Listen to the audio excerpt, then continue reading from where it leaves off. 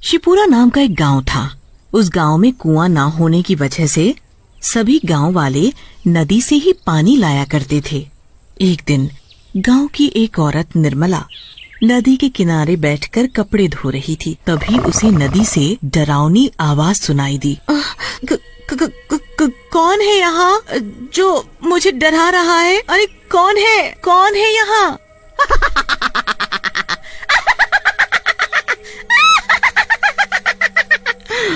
मैं हूँ, मैं।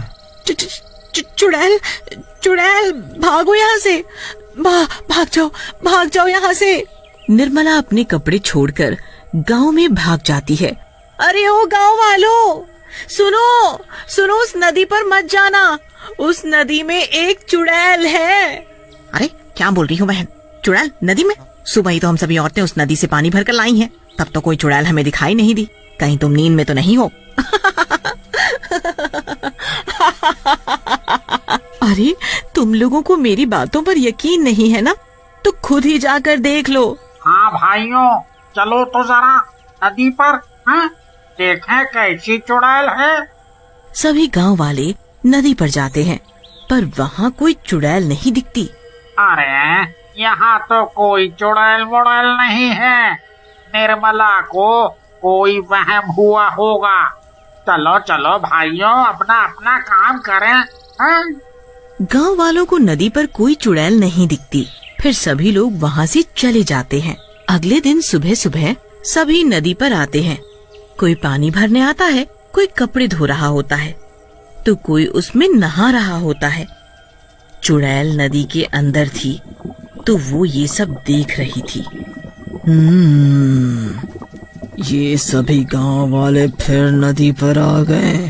ये ऐसे नहीं मानेंगे, इनका कुछ न कुछ तो करना पड़ेगा। तभी नदी पर गांव का एक आदमी सुखिया नहाने के लिए आता है।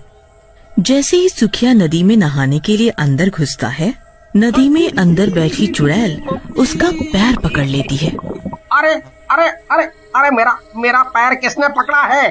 कौन है भाई नदी के अंदर? बचाओ बचाओ बचाओ!